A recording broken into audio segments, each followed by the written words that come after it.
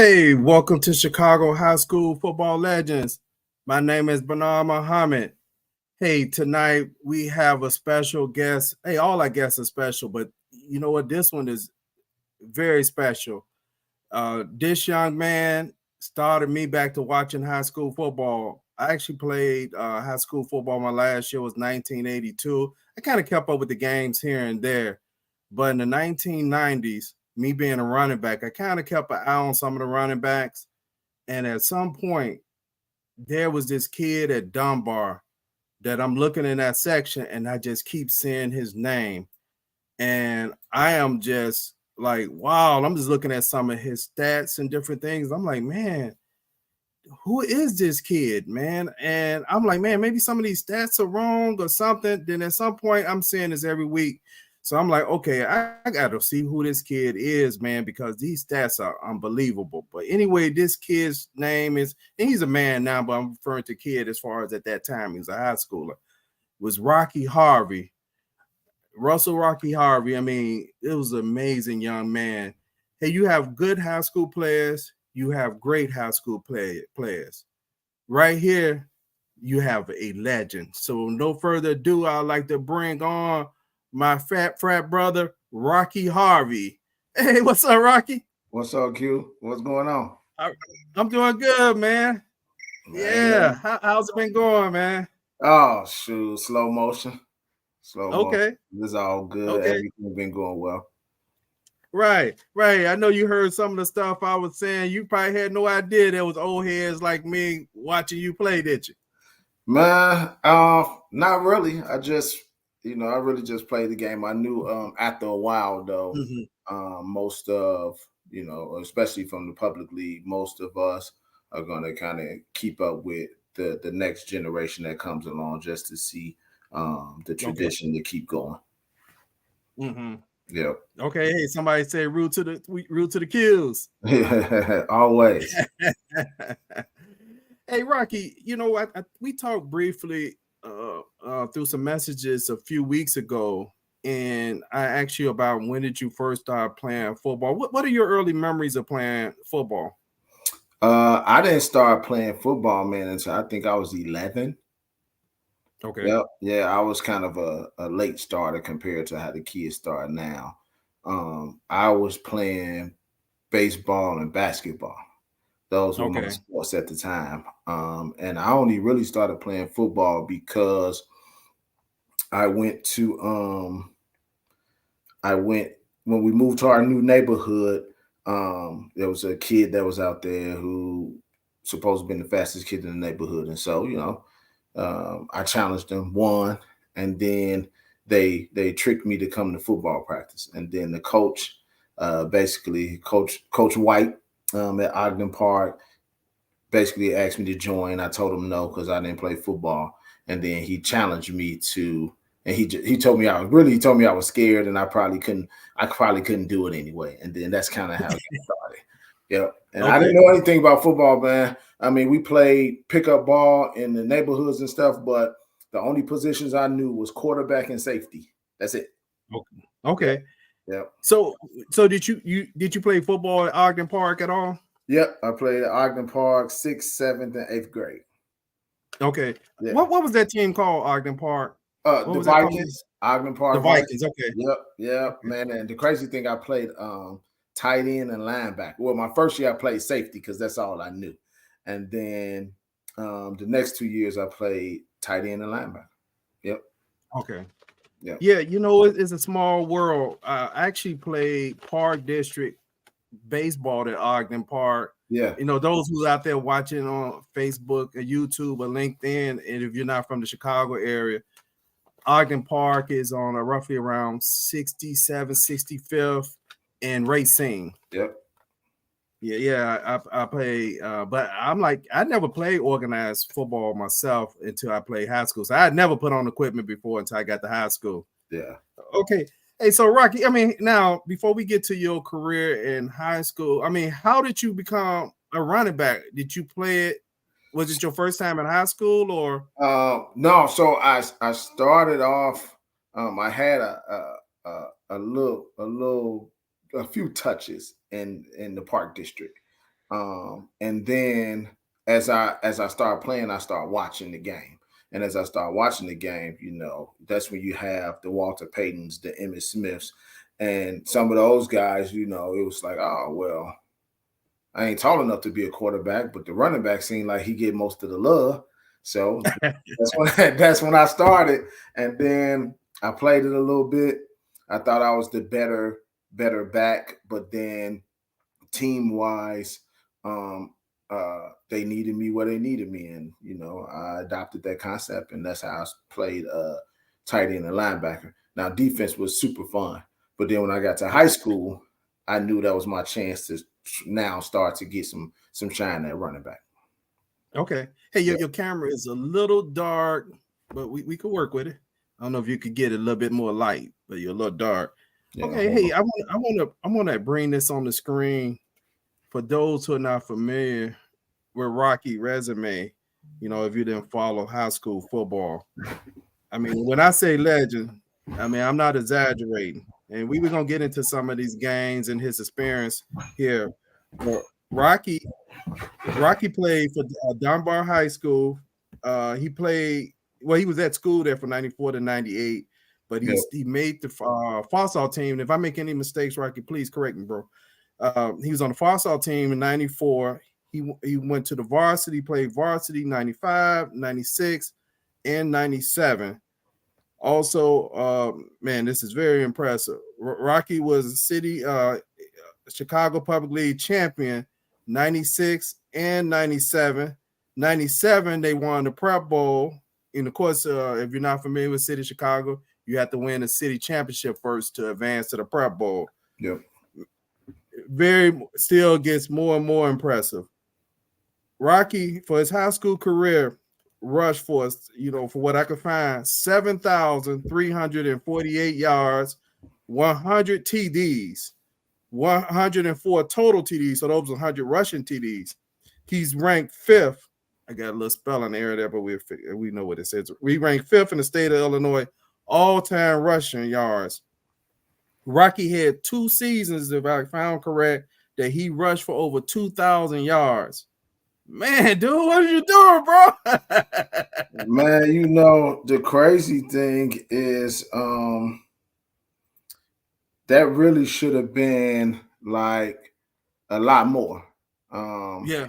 So even as a sophomore, one, a lot of the stats, again, publicly, they lose a lot of stuff. So the numbers should be higher. But even with losing the stats, like as a sophomore, some games, like I just played like the first and second quarter, and then that was it, right? There was no playing the third quarter or the fourth quarter. So that happened a lot over my careers. I never really understood it at the time. And then my coach kind of broke it down, and he was just like, sometimes people may get jealous or, you're doing too much and then you get hurt. And I'm looking out for your career instead of your stats. And you don't want nobody to try to take you out. So really, if it was like the game today or even the game, in the early 2000s when people fluffed up their stats, really the rushing total should be like 10 or 12,000 yards. But,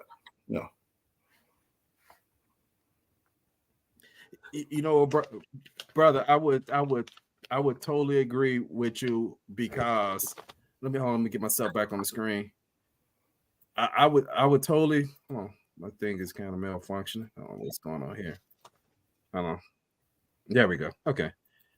I would totally agree with you, Rocky, because the first game I remember going to see you play, and I may have the game wrong, but I want to say you was playing against Hubbard. Because I had to come and see how was you. Some games had 14 carries and maybe 190 yards. That was what was blowing me away. I was like, man, if he got that many yards on 14 carries, then he should have had 20 or 25. So I agree with you. And this game I went, like I said, I think it was Hubbard. I can't remember. Anyway, it was a toss play, either right or left. Well, 50 yards. Yeah. That was 50 yards. Then there was a penalty. It was a holding penalty. Okay, I said, okay. They went back to the same play, and you broke it for 60 yards. I said, okay. Next time y'all got on offense, I think you busted 30 yarder. I said, okay, he has 2 carries for about 90 yards. Yeah. So I said, okay, the paper's not lying. Because I sat there in that game. I remember when you was at about 3 carries, from my calculation, you had already almost 150 yards. You played half the game I was at. But when I looked at the stats in the paper, I knew the stats was wrong. The stats had you somewhere around like 140 or 50 yards. Mm-hmm. But I counted almost 150 yards on 3 carries. Yeah.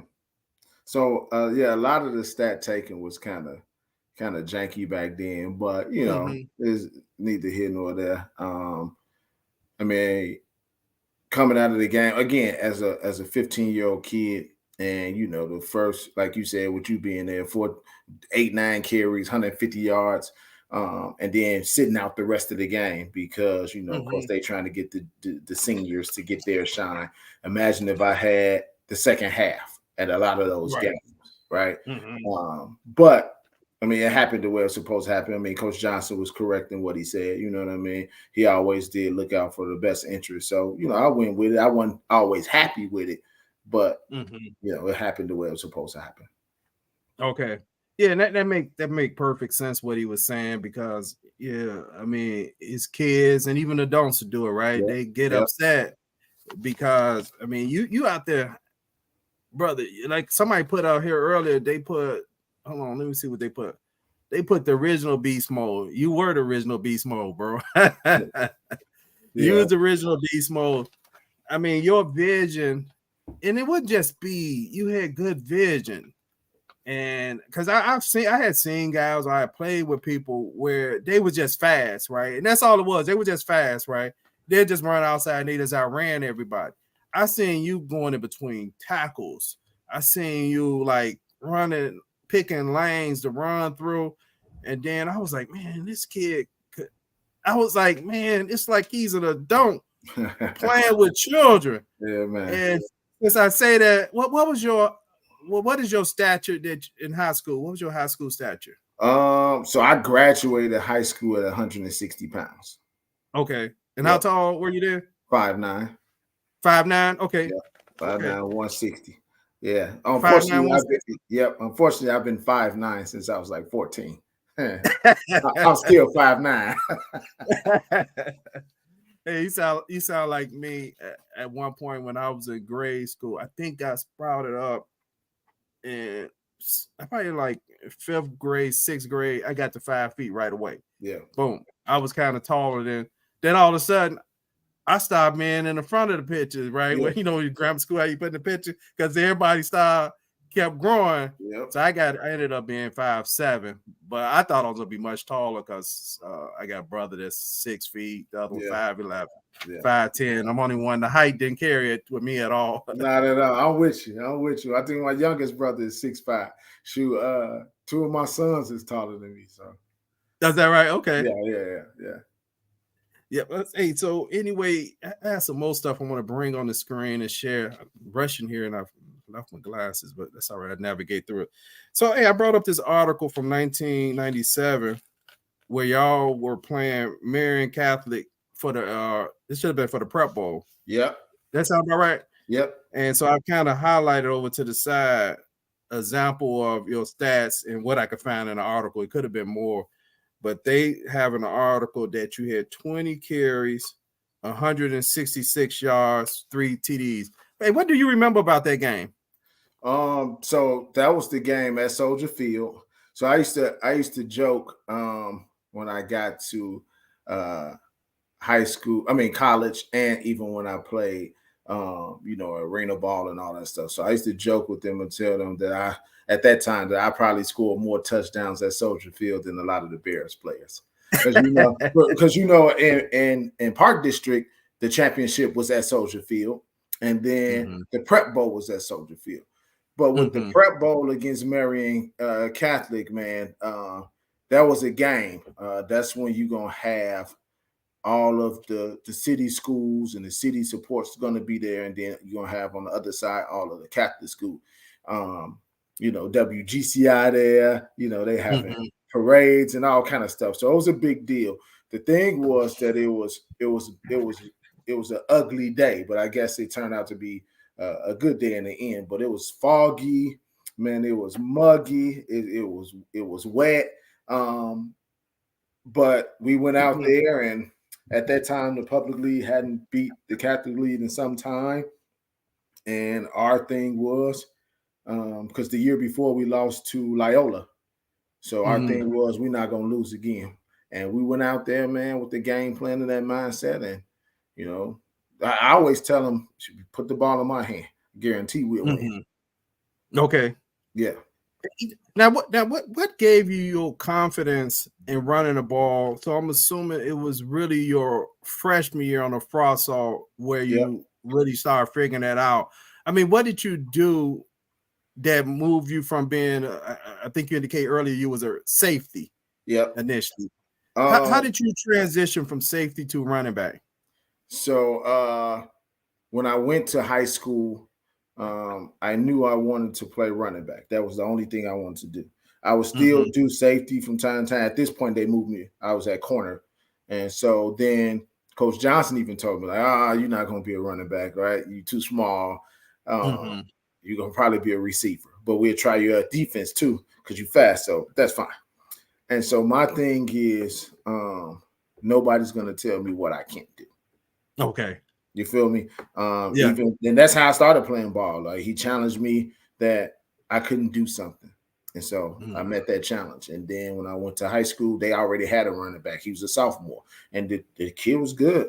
And he was fast. And I went there and they told me, next year be your year. Nah, this year my year. And so basically what I did is I went against that kid every day. Every single day. Whatever drills we did, whenever we was running 40s, when we worked out, whatever it was, I always went against him. And I made it for a point to go against him. Now, don't get me wrong. He whooped me for a while. He was killing me for a while. And then I beat him once. And that was it. That was it. And then he ended up quitting. And then the rest was history. Okay. So what you sound like you're describing is a competitive nature. Absolutely. That you were very competitive. So when you competing with the other running back, I mean, how are you? I mean, because I know a lot of times people say some things are natural, but some things as a running back we actually do work on, right? Cool. I know with me, I used to juke the chairs in the house. I would juke the chairs. I would have a football. When practice was over, I got home. It was extended practice. I would juke chairs. I would spin around chairs. And, of course, the old Walter Payton thing. I would jump over the back of the couch with the ball, scoring touchdowns. I would envision the whole game like, okay, the chairs were the defenders. I mean, what did you do when you left practice that kind of helped you navigate the football field? So leaving practice, one thing Coach Johnson did was we worked on our feet a lot, everybody. So we used to do the dot drill or the octagon drill. And that's, working on your fast twitch fibers. But then leaving there, it was always some push-ups or some sit-ups, or most of the time, because we lived across the street from the park, we played or were involved in every single sport. So even if you leave football practice, now we going over to the park and we may shoot a little basketball, or we may play volleyball or run some sprints. Whatever it was, we kept moving and we kept doing stuff because it also was a good way to stay out of trouble or stay out of the streets. So, okay. Yep. Okay, so this is kind of some more running back stuff. Did people look like they was moving in slow motion when they was about to try to tackle you? Man, the one thing to us, I was so small. Now I was always kind of cut up, but I was small. Okay. I was 160 pounds. So I knew that I didn't want nobody to tackle me and fall on top of me. Okay. So my thing was, and if you can't catch me, you can't tackle me.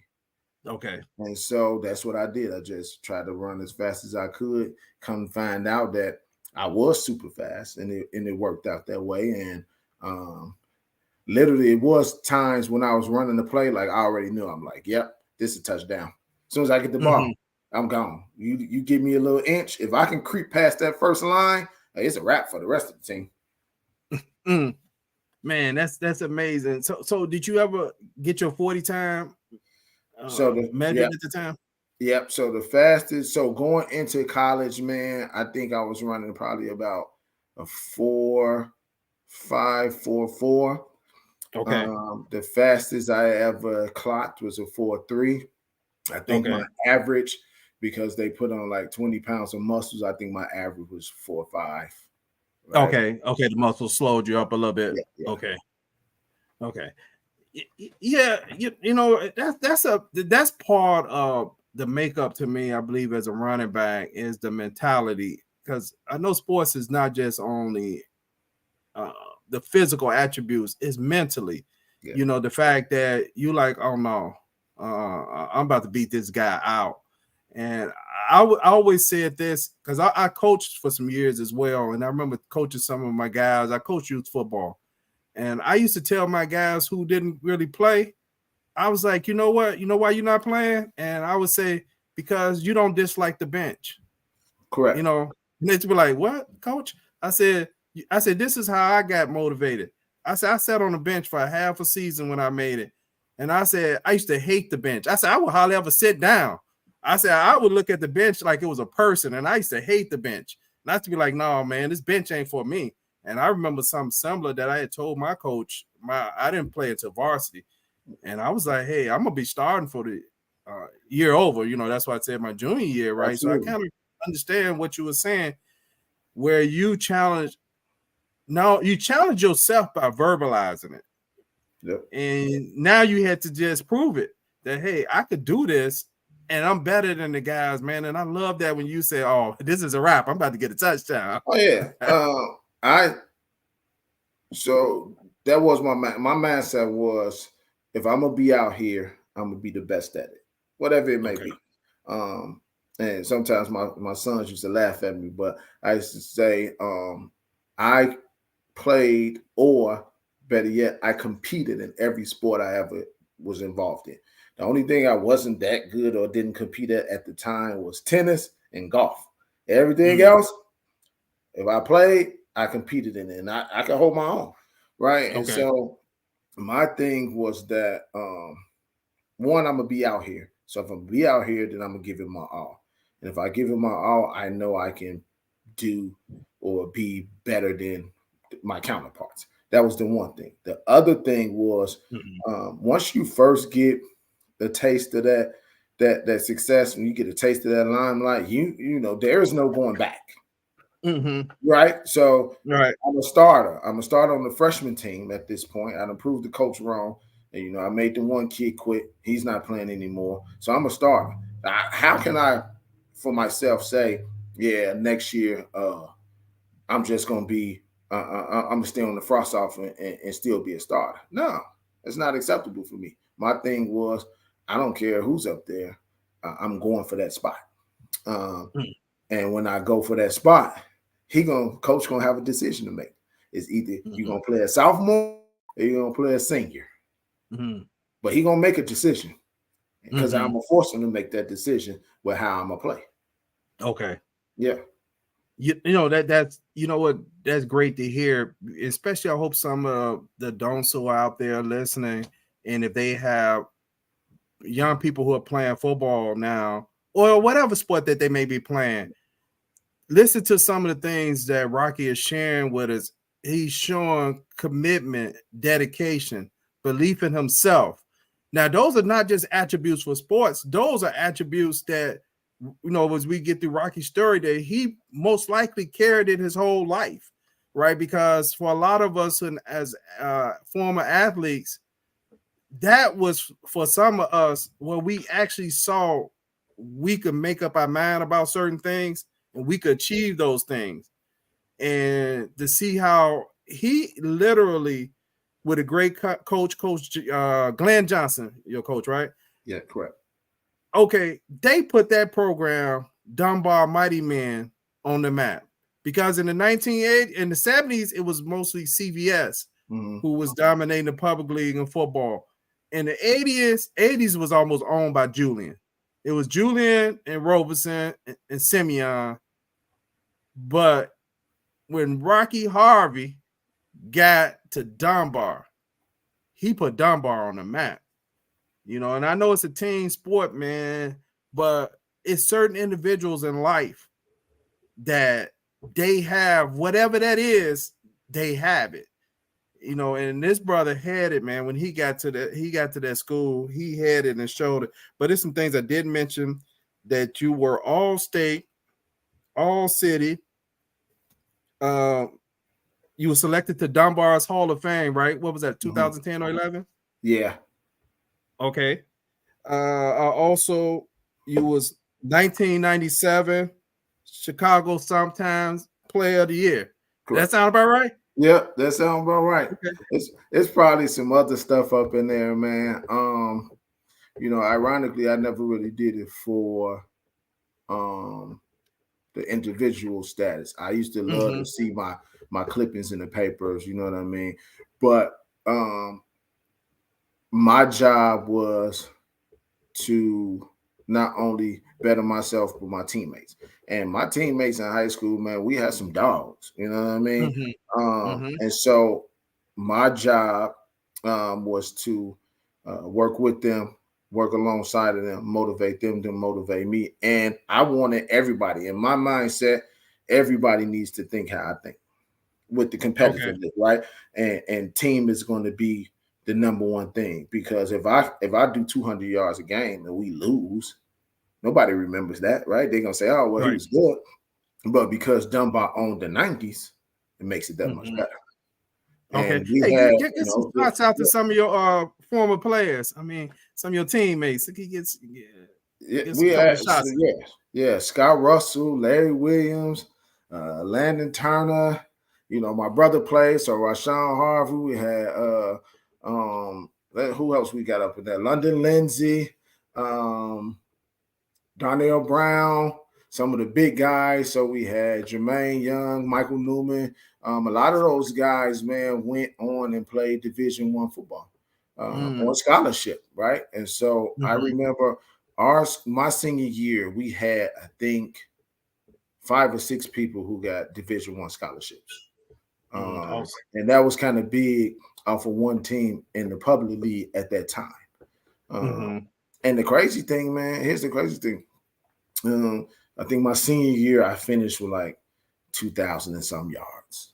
Okay. The backup running back, Curtis Corbin, who would have probably been a starting running back at any other program in the city, he finished with probably 1,500 to 1,700 yards. Wow. Yeah. Scott Russell probably finished with 1,200 yards. And Landon, who was the fullback, he probably finished with like 900 yards, right? So the ground attack, even though I had to sit out a lot of games because, Coach Johnson didn't want to really pad the stats. When I came out, it wasn't like we was losing that much of a step, because Curtis came in and did his thing. Scott can do his thing. Yeah. Okay. Yeah, because we do know it's a team sport, and even though I might have been mentioning you individual, I had to catch myself and say, send your shouts out to your teammates.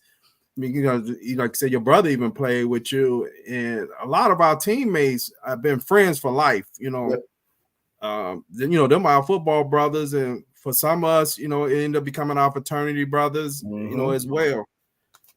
I want to bring up another stat. Hold on, let me bring this on the screen. Let me move here. I hope the people out there can see it. It's some Illinois records, and like I said, I know realistically, you are number one on these lists. True. I mean, I know how they kept records in Chicago at that time. What'd you say? Go ahead, Rick. I said I would agree with you. Yeah, a lot of the stats are wrong, but at the same time, it's not gonna knock me off anything like that. Records are made to be broken. So broken. Yep.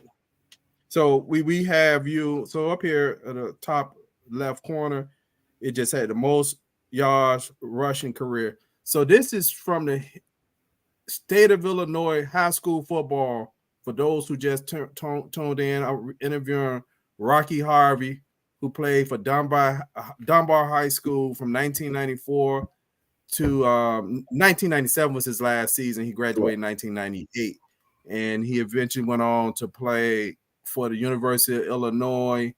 And you played Arena League football, right? You said. Yep. Okay, you played Arena League. So it has him listed as number 5 on the all-time rushing list with 7,348. For the all touchdown list for his career, they had him also listed at number 5 for 100 touchdowns. And you know what? And also, I want to note this: is no disrespect on some of the guys that they have listed ahead of him. A lot of these, I'm looking at these cities. These are small football program. Yeah. You're talking about city of Chicago against maybe somebody who's kind of playing at, they had a little small place, and it may be only 10 schools in the whole system. Yeah. Then we also have to the left, I ain't got my reading glasses here, but it said the most touchdowns rushing in one season. It has Rocky listed as in 1996. He had 39 touchdowns in 1996 was your junior year. Then it has they have you listed as 20 on that list. Then it says the most rushing yards in the season. Look like they have you listed at 19. I'm struggling without my glasses on. Look like it's 2,685. I hope I'm reading that right. That's what it say on there. Yep. Okay. So we just go with what they have on here for now. And here's the legendary coach Glenn Johnson. Oh, GJ.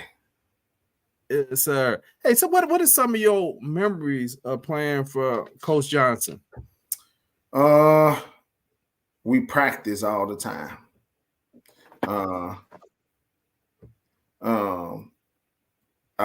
We used to go and practice before people got to school, right? So Johnson was a genius and still in time. So we used to go at like 6 a.m. to practice, 6:30. Then we go to school, and then we practice after school. The one thing that Coach Johnson instilled in us was effort and a mentality, right? Coach Johnson made sure that the people played for him was going to walk tall. And those were the memories. Man, we tried to make it to the point to where our practices were harder than the games. You know what I mean? So that's how the practices were. And sometimes, like, so if the defensive coaches, they used to always say, oh, well, if you separate Rocky and Scott, then we'll see. So we used to have to put Scott on defense, so it was a pride thing. So Coach Johnson, you're not going to make him look crazy. The defense is going to try to do everything. So our practices were so intense that by the time the game came, that was a walk in the park. Okay. Yeah. Hey, you named so many of those players that, your teammates that got Division I scholarships. I mean, y'all had an all-pro team.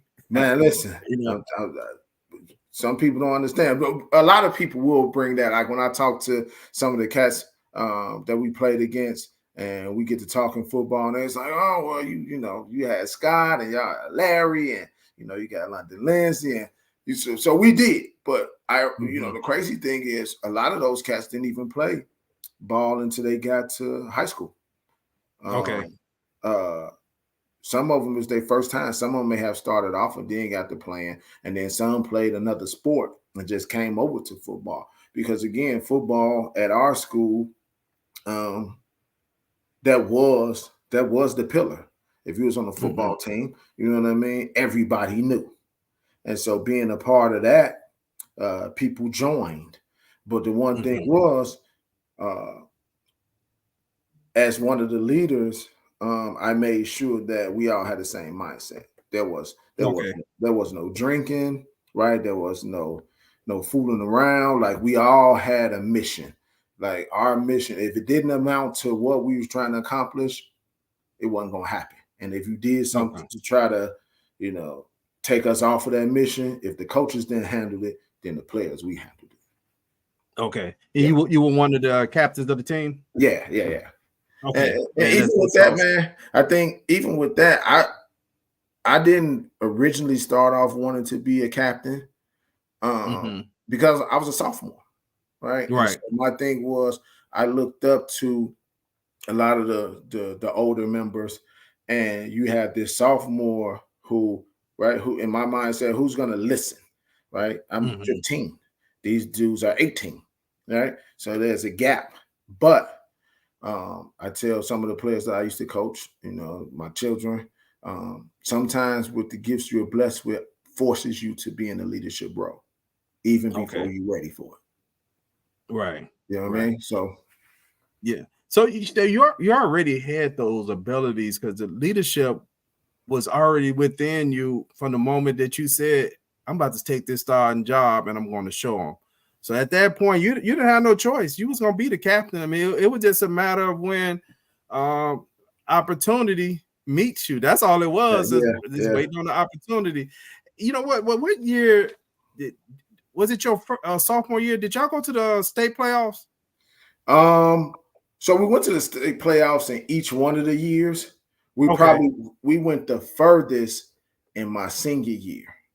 Okay. Or junior year. My junior year is when we went the furthest. And in that year, we played Wheaton Warrenville South. And when I tell you this is the game that I don't think those players or any of those coaches or any of the players on our team will ever forget, because we had every season in that one game. It started off hot, summer, right? Then they kind of cooled down a little bit. We got spring and fall. It even rained and snowed, bro, in one game.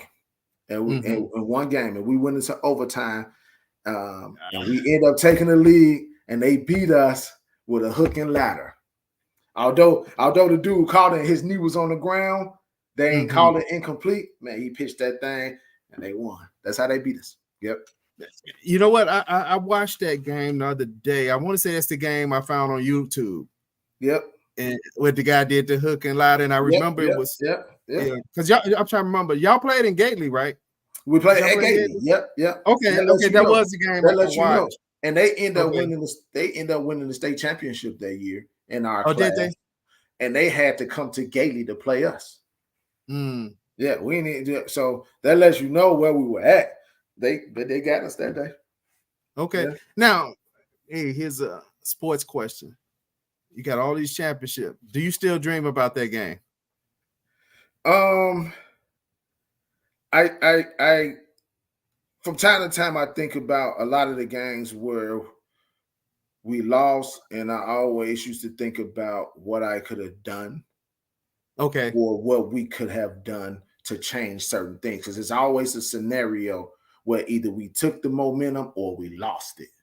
Right. Okay. And so you go back and think like, man, if he only stayed on his guy, right? Or if he make the tackle, if the ref called his knee down, if I got 7 yards instead of 6, right? The clock continues to run. So yeah, I mean, it always plays on you, because it's not too many times where I'm a flat out say like, yeah, they just destroyed us, right? We had no chance, right? Yeah. Hey, I asked that because when I one point, I think it was my junior year, we lost a city championship, right? And matter of fact, I think I still do. I haven't had it in a while, but for years, I would dream about that game. And it didn't matter we made it that far or other stuff that I did well in or playing in the mirror or whatever, won championship. That one game, even coaching, won Super Bowl. That one game buzzed the heck out of me. I mean, every time when I dream about that game, we still losing that game. Yeah. The dream don't change. You just wake up in a different year.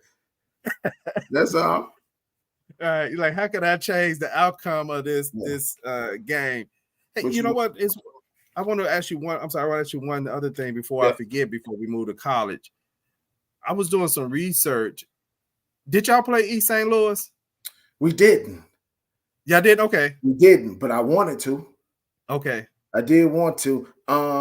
We played, the one thing that we did is, so Dunbar used to always have the back to school bowl. Right? So we used to always be the first game going back into the football season. We had our little parade. So Gailey used to be bumping.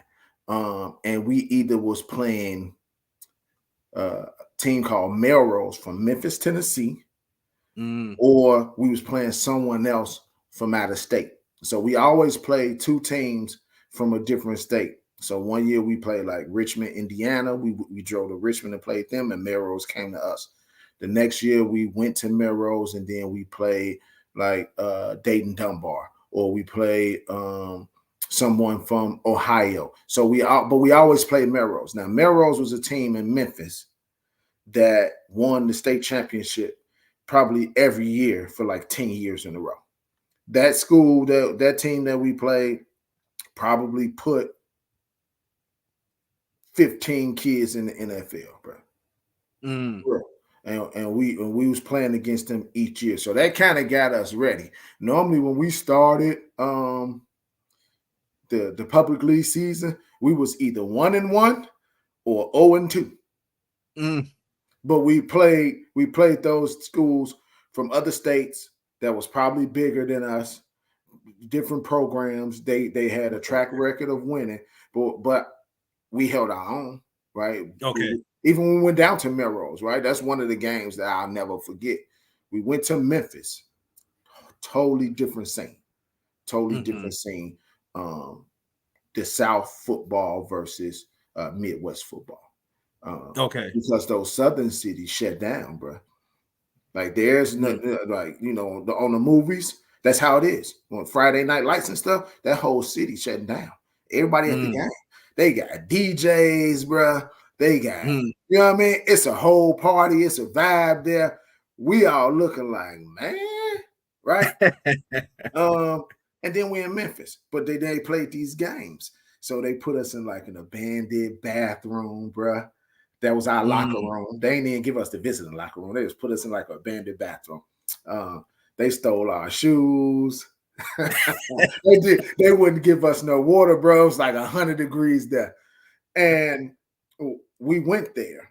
And when I tell you we was up in them, the state champions, we was banging them. And we was beating them so good that the first half felt like a whole game. Okay. Because they said the clock broke, the clock malfunction. And so it's really like we played 3 quarters within those first 2 quarters because they was doing their best to try to get that lead back. Man, bro, when we got to halftime, by the time we got to halftime, we ain't had no more water. We ain't had no Gatorade. We was asking for water, bro. They wouldn't give us nothing. It got to the point where we was in that abandoned bathroom. We were squeezing towels in our mouth, bro. It's just nasty. But it's nasty, bro. But we had to hydrate somehow. And the whole time we just like, they not beating us. They not beating us. Like, I don't care how many quarters we gotta play, we coming out of here with that dub. And man, we come to find out later down the line that they had like older people that graduated that they brought back to play, that the clock really didn't malfunction. We found out some stuff later that they known for doing that so they can make sure that they keep winning. But needless to say, they got us, and we were still rocking them. So at the end of the third quarter, Q, we was winning like 35-21. They had just scored. And they kicked the kickoff, and I caught it. And when I tell you I got hit by like 5 people at one time, that was probably the first time I ever got a concussion. They knocked me out the game. Now remember, they knocked me out the game. It's 35-21. Bro, when I gained conscious sometime in the fourth quarter, boy, I looked up, it was 63-35. Oh, wow. Yeah. So I'll never forget that game, only because I knew we should have won that game. But that was also a lesson in all the adversity that they put us through. You know, my guys, we never quit though. You know what I mean? They just had to cheat. Yep. Okay. So hey, just like I mentioned to some of my other previous guests, that when you winning like that, it means so much to the student body. You and the football players I mean, y'all were celebrities, man. I mean, like I said, man, if it's reaching guys like me, I mean, I had graduated maybe 12 years. I mean, I had finished college by the time, you was coming along. And I'm hearing about Rocky Harvey. So I can imagine the excitement that the other students, the students at the school that had, and it made their high school experience, like I said to some other guests, just that more enjoyable. That they had other things to brag about, right? They talking smack, man. We kicking y'all butt on the football field, etc. Absolutely. Man, and then I know, man, they had to feel good to see your name in the paper, to see good thing. I mean, headlines. Yeah. And and the wonderful thing is, I remember when I watched you, I was like, man, I said, man, this guy is almost like a silent assassin when he running the ball. Right? I was like, to me, it was like the teams were getting deflated. Like after a while, like, man, I ain't gonna chase him, man, because he gonna score. I mean, it was like the Jordan posterized. I mean, they could have said whatever Rocky Harvey poster. Just like I try, It was whatever. But that did work for us, though. That did work in our favor, man. Okay. I think because we had that track record of winning, because they knew we wasn't gonna quit. And then, I don't like to say it, but because, I mean, I was as good as I was. If I turned the corner a lot of times, a lot of those cats didn't try to chase me. They just like, whatever.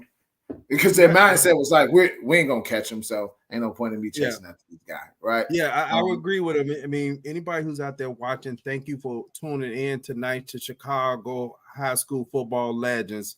I know I have another podcast called Bears Banner Talk Show, but this is a show where I try to find former Chicago public school players, and it's all about uplifting and to give our community positive images of Black males out there, and also say some of our kids thinking we exaggerating these stories. Yeah, they do. Like, yeah, right. And to hear that other people who, like me, like for your children, to hear people like me who didn't even know you to actually be admiring. And when my teammate, Sidney Muhammad, he was one of the top running backs in the early 80s. And Sidney said on the show about 2 weeks ago, he said he had his three favorite running backs to come out of the city of Chicago. Well, at the public league, one was Roger Treat from Robeson. Roger Treat played late 70s. He said the second one, he said, is Carl Board from Julian, who was actually our contemporary. We never played each other, but we was playing at the same time. And he said, man, and I didn't even know that was your first name. He said, man, the other one was Russell Harvey. I said, oh, I thought his name, I thought his name Rocky from Burt. Right? And he was like, no, he said, man, he said, Rocky, he said, man, he said, those are my three favorite running backs. He said, Rocky is number one. And I was like, man, that's something, man. Because if we feel like that, and we had never met you, and we watching you from a distance, almost 12 years older than you, and we were talking about you, which leads to this. I did not watch University of Illinois football. I just did not.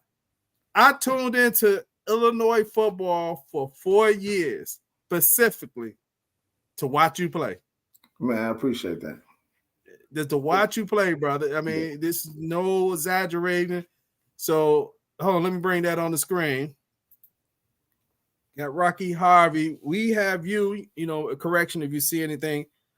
It has you listed 6 in the all-time rushing yards for the University of Illinois. That sound about right? Yeah, that's what it says.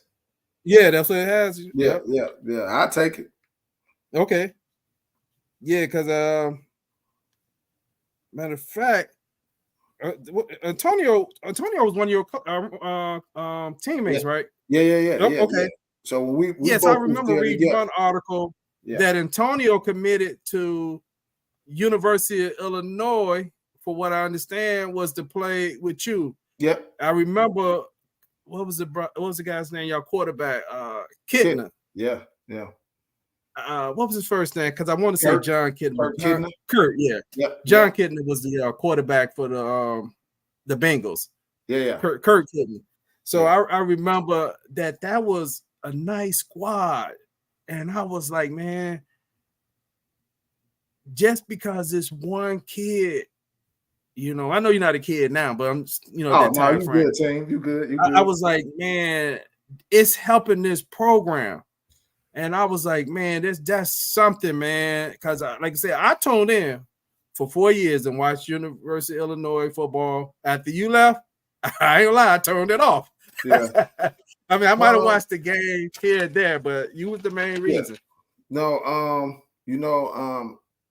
I'm always going. Illinois was, that was my school. Okay. And they didn't look at my size. They didn't look at none of that. They looked at the fact that I make plays, right? Because getting recruited out of high school, a lot of schools told me like, well, you're not gonna play running back. Like, we give you a scholarship, but you're gonna play receiver. So a lot of schools, that's what it was. I even had one school told me, "Oh, we'll give you a defensive back scholarship." I said, "What?" So of course, you know what I mean. So University of Illinois was just like, Coach Turner was like, "Listen, you make plays. I don't care if you're 160 pounds, none of that. You make plays. We want you here." Now, the good thing though is me and Antonio shared the time together, right? So that was the tandem. Our offense was built around a 2 running back system, a 2 tailback system, and we split that time together with those yards. We even had a picture in like ESPN. They like sold our jerseys together because I think one year we had put up the most yards by a running back duel, right? A backfield duel, and they did this story on us at Illinois. So at ESPN, and so that was fine. Again, my whole concept was always team. And if you thought that was best for the team, that's fine. Again, my mindset, I'm going to get mine, right? Because I know, and we pushed each other. Because I know, with me being 160 pounds, if I ain't score a touchdown outside of the 10-yard line, Tone going to get it. Right. Because he a bigger dude. He 220. You know what I mean?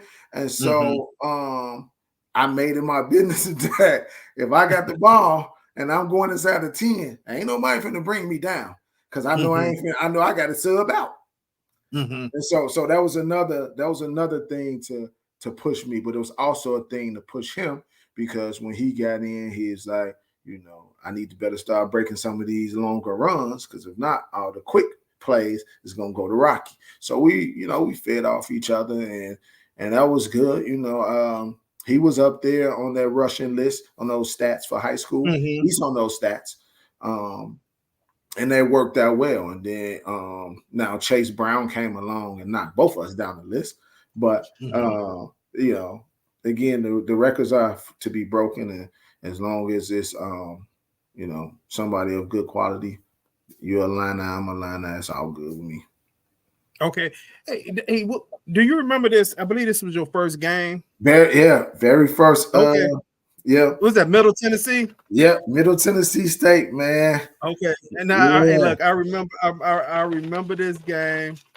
I was trying to figure out what channel was gonna be on. Wow. We have all that. This was what 99, I believe. This is 98. 98. Okay. It's still 98. So you didn't have all this. Yeah, this 25 years ago. Yeah. And so I'm like trying to figure out, like, man, I said, man, I got to see Rocky in this first game. And man, and I want to say you carried the ball. Matter of fact, I want to say you did kickoff return. You did punt. Yep. Did you do punts? Punt return. Punt return. And I want to say you had about almost 40 carries in that game. That sound about right? I don't know. I can't tell you the carry count. Hold on, they got something in the corner right there. Hold on, they got something in the corner right there. It said this first game you had was that 24. It said 34. 34. Like it said 34. It might be 34 carries. Well, you ain't got my glass, so you quite can see it better than me. It looked like it said 215 yards. Yep. Is that 24 or 34? I think 24? It's 24. Yep, 24 for 215. And I know I had 3 touchdowns. That was my very first home game at the University of Illinois. Yep. Okay. Yep. Oh, I see some bros out there. Say, hey, Root bros. Yeah. You got some of the pros on there, some of my neos on there. Okay. Yeah. Okay. Well, hey, what's up, bros? Yeah. Thank y'all for tuning in. Some of the pro fights on there. Yeah. Yeah. Thanks for tuning in. Hey, so what was the difference in the speed of the game from playing high school to college? Man,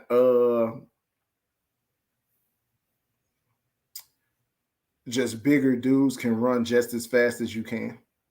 Okay. Yeah. So now, when you see some of those cats, now I was fast, but there was some cats out there that was fast. You know what I mean? It was different, dude. I got bigger though. So my freshman year, I was still really, really fast because I was still 160. So I didn't put on a lot of weight like that. But when you start to, everybody's gonna have. When you get to college, that's the thing. When you get to college, there's always a Rocky, or there's always gonna be someone at that school that is top tier. That's why they play on Sundays. Right. And so I ain't gonna say everybody, let me not say that, but most of the people that's out there are good. You know what I mean? And so now what comes to play is what separates you from the next. And that's the work ethic. Like, how do you separate yourself? You're the first one on the field, you're the last one off. You put in the extra. Again, like I said, I wasn't the person that believed in like weights like that. And any of my college teammates, that's that I still talk to a lot of them, but they'll tell you, like, when I first walked in the weight room, man, please, my body looked like I did. But I was weak as hell. And so that was their mission to do that. And our weight coach used to take my weight card, and that was my weight trainer. That was my partner. Like, everybody had their partners, the coach was. And so that's how I got stronger. So now it's weights, and it's eating right, and it's the proper sleep, and it's a whole bunch of stuff. But you got the exceptions to the rule, right? You got some people that don't need all that, and they still gonna go out and just do as much. But in college, it's how bad you want it, and what are you willing to do the right way to get it. Because everybody you play is going to be good. Like, you don't play Michigan and they rank number 9 in the nation, and you go in there and win just because you showed up that day. Nah. The team has to have a mindset. The team has to adopt a mindset. That's the thing with a lot of kids now in these sports. They don't buy into the coach's mindset, the coach's strategy, right? And I try to tell a lot of people, I don't care how good your team is, if they don't buy into their coach's strategy, they're not gonna win. You're not gonna win. Okay. And we did. So one of the things I want those who watching this, especially young people, and if you got young people participating in athletics or just in life, this brother showing you that there's nothing that you can't do if you put your mind to it. I mean, he just stated that he was 5'9", 160 pounds with a full ride scholarship to the University of Illinois, Big Ten. I mean, they got water boys that may be a little bit bigger, brother. I mean, he started as a true freshman. That's why this timeline is so. Well, I wanted to make sure we follow the timeline as far as what year he played. He started as a true freshman. That first game I put up there, that article, he was a true freshman. He wasn't the guy that, got a chance to lift weights for 2 or 3 years, and by the time he gets to his junior year or whatever, he's finally getting a start. No, he's out there as the feature attraction for a Big Ten school. Kickoffs, punt returns, running the ball. I mean, literally doing everything he can. And in fact, if I remember right, y'all had 8-4 season that year. Y'all got, I think you get to a bowl game or somewhere in there. No, so my second year, that first year, so the clipping you just showed, I think we only won like 4 games that year. 4 games. Okay. The year before that, though, they was on 11. Okay. And then we came back that year and we won 4 games. Then that sophomore year, that was our first bowl game. Yeah, that was the first bowl year. That's the year we beat Michigan and Ann Arbor. Okay. Yeah. You know what, man, this conversation is great. I'm going to try to wrap it up because we had an hour, but there's a few little things you mentioned. Michigan, I'm sorry, I'm kind of stumbled over my word. From the time frame, it looked like you played against Tom Brady. Yes, sir. Okay. So it's a lot of, if you went to Purdue or followed Purdue, you got Drew Brees. If you Drew Brees, an IU fan at the time, you had Antoine Randall. Yes. Yep. If you were Ohio State, you had Ron Jeremy and some of those guys. You had Casamaya. If you was at, that's what I was thinking. Casamaya, yep. If played linebacker. Yep. If you was at so Northwestern, what was the one kid, Harris, Napoleon, the linebacker for them. And then with Michigan, of course, Michigan and Ohio State had pretty much everybody, but Michigan had on that team, they had Dhani Jones, they had Tom Brady, they had the A Train, they had David Terrell. Yeah, David Terrell. They had a lot of them cats. They even had Cato Jones. Cato Jones on that. Yeah, he played safety then, but he was on that team. Yep. Yeah, I ran into what was his name? I'm sorry, you just said his name. The receiver, David Terrell. I ran into David Terrell maybe about 8 years ago. Yeah. He was downtown Chicago. He played for the Bears. He played for the Bears. Yeah.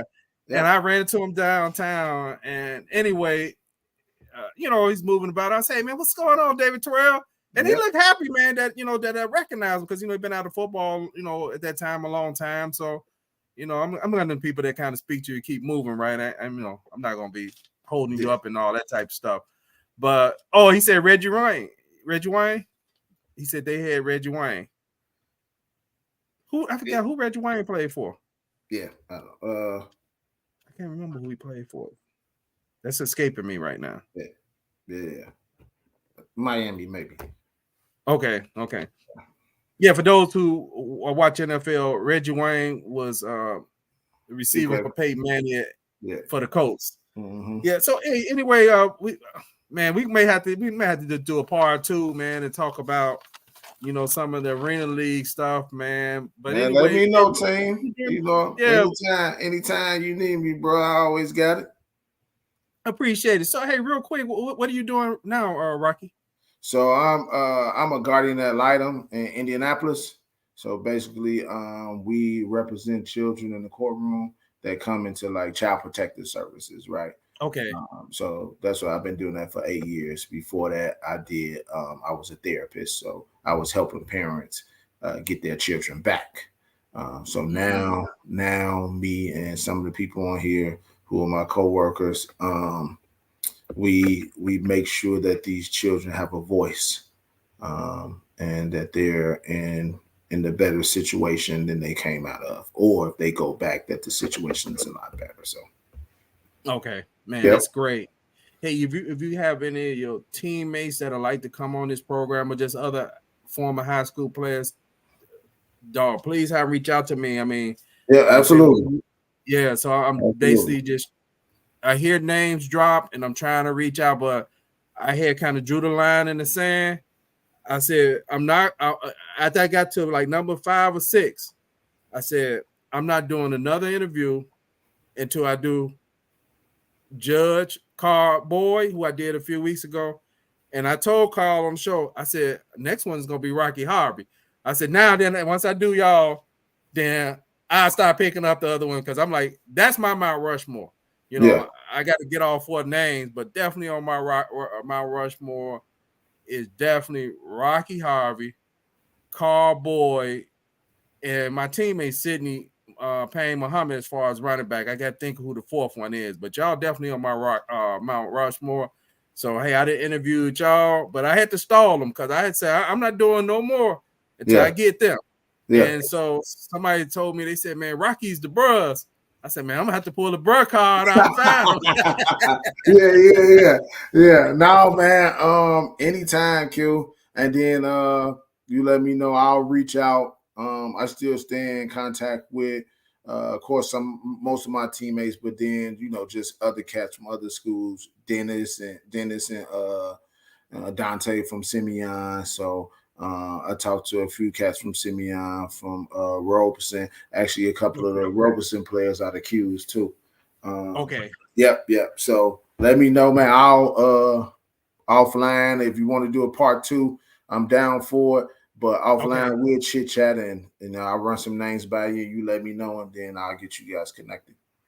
Hey, bro, I appreciate you coming on, and I thank everybody who's watching us tonight. Actually, tonight we broadcast on LinkedIn as well, so you can catch the broadcast on either LinkedIn, Facebook, or YouTube. And if you want to recommend it to people who might have missed the live broadcast, just tell them to go Google either Rocky Harvey or Google Chicago High School Football Legends. And thank you once again. Hold on, we got one more comment before we leave. Tyler Muhammad say Andre Gilbert from Julie, Crazy Horse. Yeah. I never knew that what Crazy Horse name was. Yeah. Right. But thank y'all for tuning in. Peace.